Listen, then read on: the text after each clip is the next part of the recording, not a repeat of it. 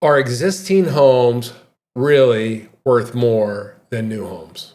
Because that's what the data shows. In Q2, earlier this year, the median price for an existing home across the United States was $429,400. At the same time, in Q2 of this year, the median price for a new home across the United States was $410,800. So there's about a $19,000 difference where new homes are the median price of a new home is priced below the median price of an existing home. And this is the largest historical gap on record of new homes being less expensive than existing homes. In actuality, from 2010 to 2019, the average difference between a new home and existing home was that the new home was $66,000 more expensive than an existing home. So what a reversal of trends. And I'm getting this data from the National Association of Home Builders, from their Ion Housing newsletter, the one written by Ona Dereski. And the name of the article is Market Flip, Existing Homes Outprice New Homes. And that's just crazy. And we've seen this trend kind of coming along for some time. As a matter of fact, let me show you the article. Let me show you the actual chart with this trend. So here's the article I'm referring to, and here's the key chart. Red is new home prices and blue is existing home prices. And so you can see they've been playing around. They crossed over last year around the Q4, Q3, and now they're making a significant crossover last quarter, a very big change. And you got to go, why? Why in the world would existing home sell more than a new home? And here's the answer. It's really simple. The answer is because when a builder builds a home, when a builder even starts to build a home, they have no choice but to sell it as quickly as possible. They have to sell it. And so they have, no matter where the market is, they have to price to where the market is. Now, what happens if you're a builder and you see home price affordability being challenged, home prices are dropping, what you do is you shrink the size of the home, you shrink the amenities, and so you lower the cost, which helps you lower the price.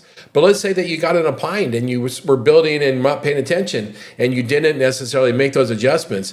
You would still lower the price because the last thing a builder can do is hold inventory. That is not an option, especially for a public builder, by the way. It's not an option. But if you're an existing homeowner and you can't get your price, more than likely, you can take your house off the market. That's why last month there was something near 20% delisting rate. 20% of homeowners that listed their property withdrew the property because they didn't get the price, right? A builder doesn't have that capability. So here's what's most interesting. It's not most interesting on the median price houses. That's just an anomaly. Nobody cares. But what it hints towards is that we have not found actually the bottom of the existing home market, meaning that we haven't established a median price cross country for existing homes. We have for new homes because builders have to sell, and so where they sell tells you where the market is. But if an existing home seller doesn't have to sell and 20% of them delist, well, we didn't establish a market at all for that product. And why is that important? It's because there's a hidden downward pressure, significant pressure on existing home prices that isn't being reflected in the data, right? The data is still showing that we have a very minimal home appreciation. The median price home across the country is still positive. I think it's going to come in around 1% this year. And so we're going, oh, homes always appreciate.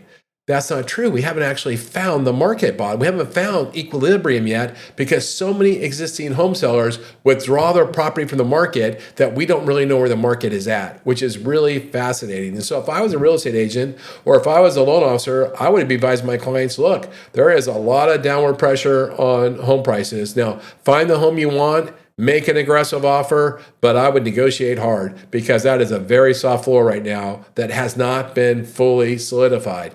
That's what the data shows. So I found that very, very interesting. I did do a post on this on LinkedIn. I've been super prolific on LinkedIn this week. I've done a ton of posts. Hopefully you're finding value on them. If you haven't checked me out, go to my LinkedIn, check out my LinkedIn.